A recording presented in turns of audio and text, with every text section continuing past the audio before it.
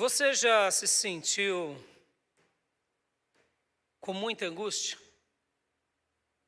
Alguma vez? Em algum dia? Estou dizendo aquela angústia, talvez por um probleminha. Estou dizendo aquela angústia que realmente te mexe com todo o seu ser. Já se sentiu assim alguma vez?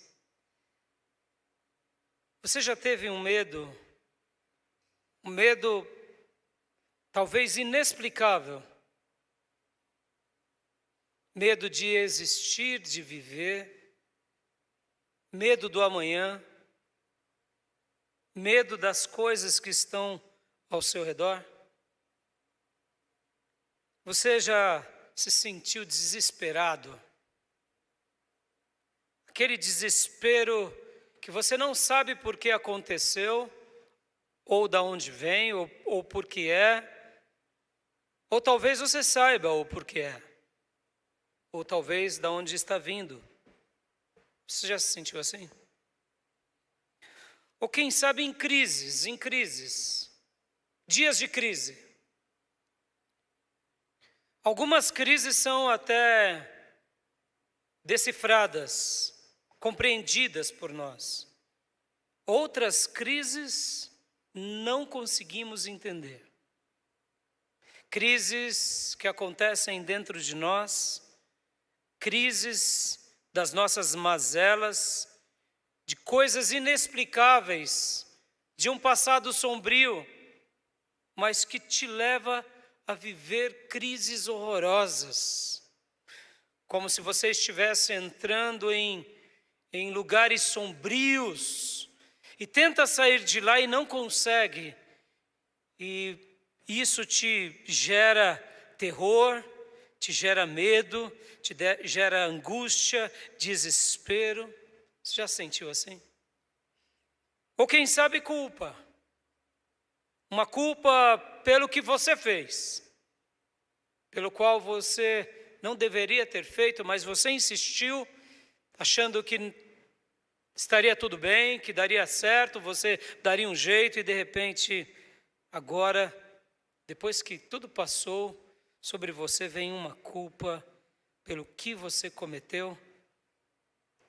Ou talvez a culpa pelo que você não cometeu, pelo que você deixou de fazer.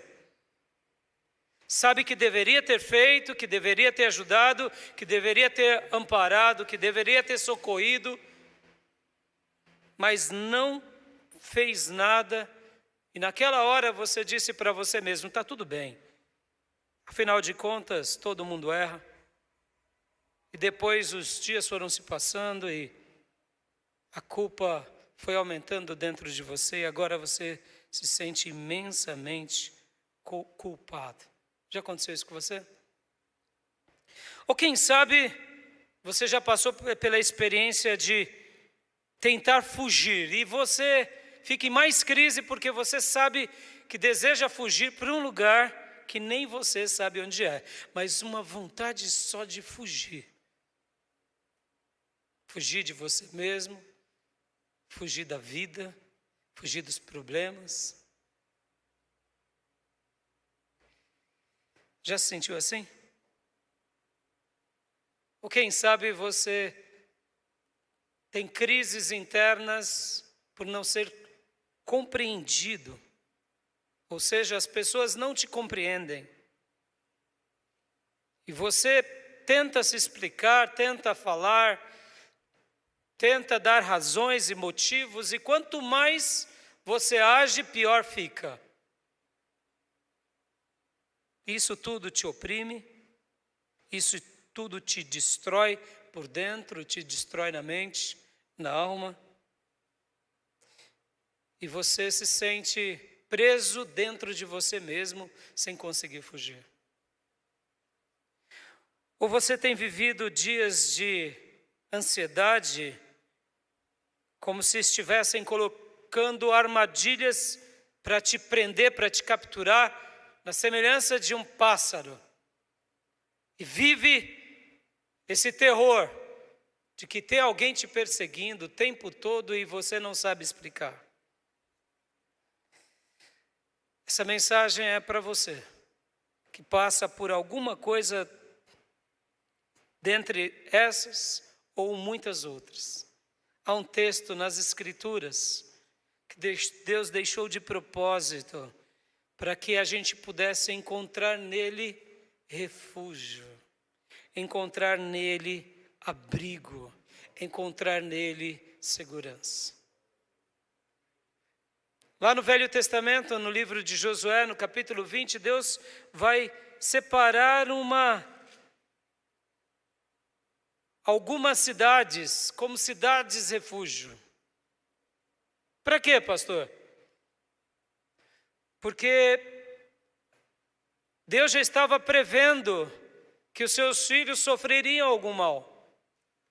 Deus já estava prevendo que os seus filhos passariam dias difíceis e teriam acidentes, teriam tragédias, teriam dores, teriam dificuldades e teriam sofrimentos, ou como disse Paulo, dias maus.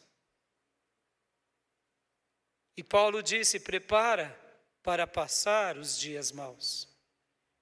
E Deus não só disse isso e não só profetizou isso, mas Ele nos deu escape nos dias maus. Aleluia. E é isso que me apaixona, a pessoa de Deus e o livro sagrado de Deus. Porque Ele disse: olha, você e eu teremos dias maus, dias ruins. Mas Ele está dizendo para nós o tempo todo, e em todas as páginas da Bíblia: eu vou te ajudar na sua angústia, eu vou te ajudar no seu medo, eu vou te ajudar no teu desespero, na tua crise, na tua culpa, nessa vontade de fugir que você não sabe para onde é, nessa sua incompreensão, nessa sua opressão, nisso que tenta te destruir, ou quem sabe nessas armadilhas da sua mente. Deus está dizendo para nós: há um refúgio certo e seguro na pessoa de Deus, na palavra de Deus. E eu quero hoje usar essa história linda de Josué 20 como a nossa reflexão, porque Deus é o nosso refúgio, Deus é a nossa fortaleza, Ele sempre será bem presente na nossa angústia. Talvez você diga assim: pastor, mas e a igreja? A igreja é a casa de Deus onde buscamos refúgio.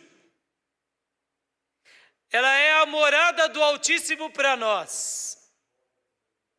Talvez você diga assim: pastor, o senhor está falando tudo isso, eu estou me lembrando. A oração é um refúgio também, não é, pastor? Eu te digo: sim, a oração é um refúgio. É um refúgio onde Deus, além de nos amparar, Ele ainda nos mostra coisas grandes, ocultas, maravilhosas que não sabemos, mas que desfrutaremos, porque a oração também é um refúgio.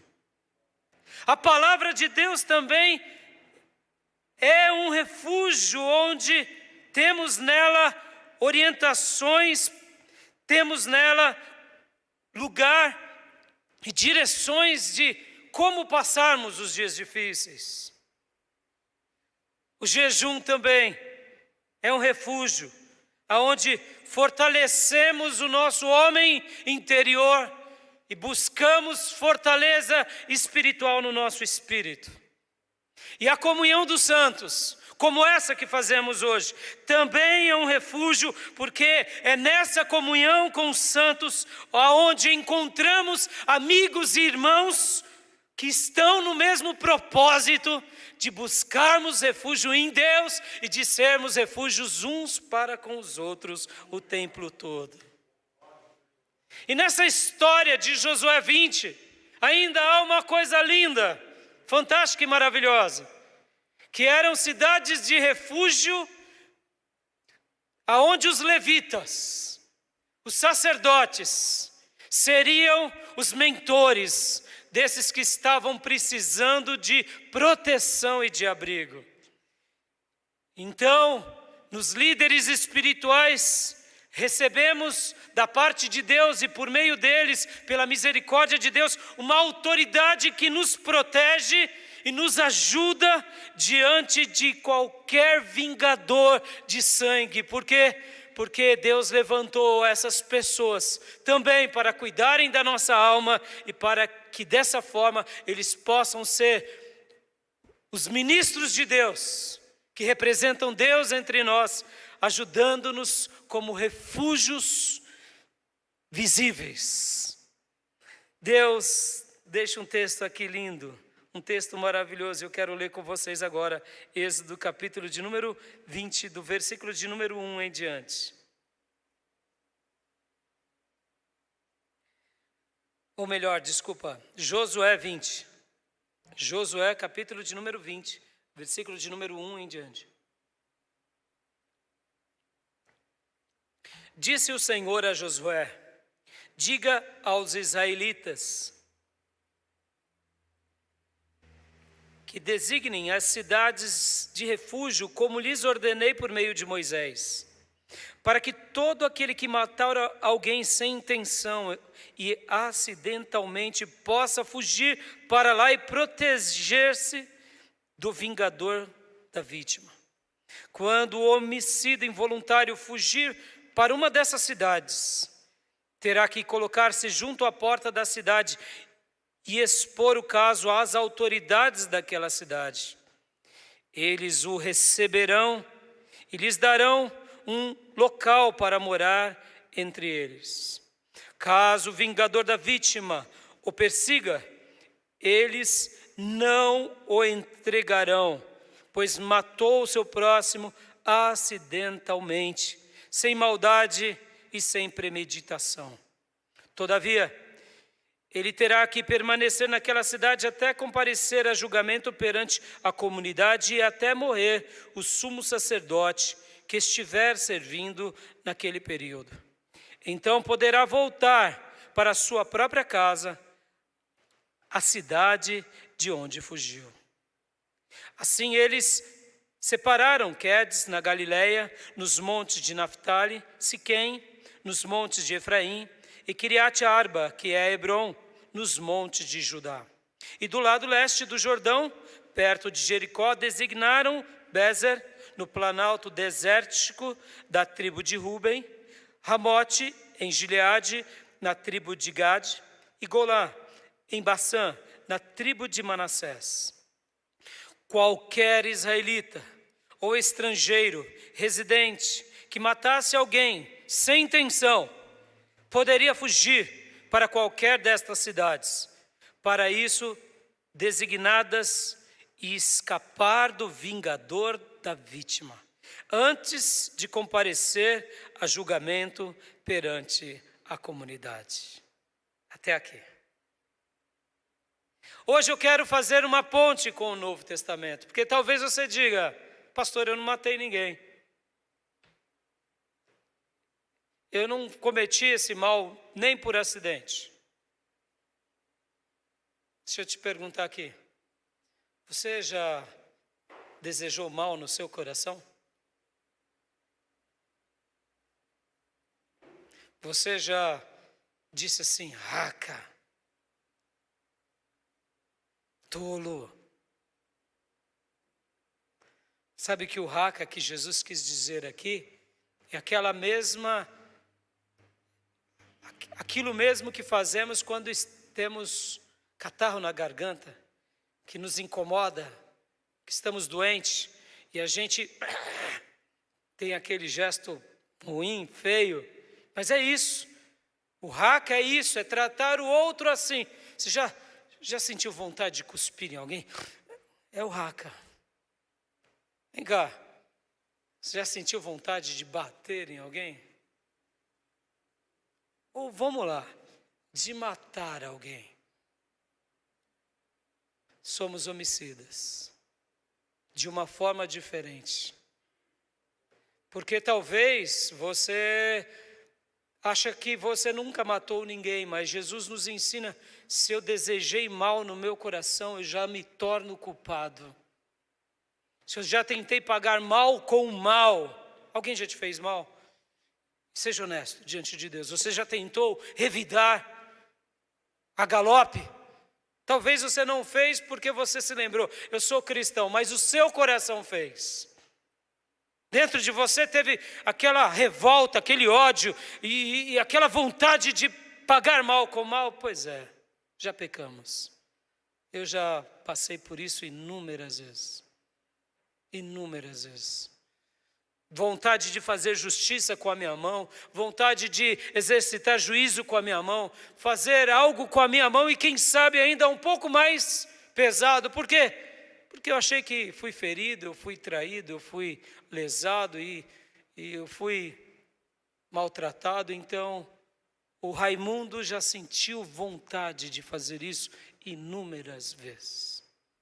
Inúmeras. Esse texto é para mim. Esse texto eu acredito que é para você. É para você que sente que tem um vingador de sangue, querendo te acusar, querendo te destruir, querendo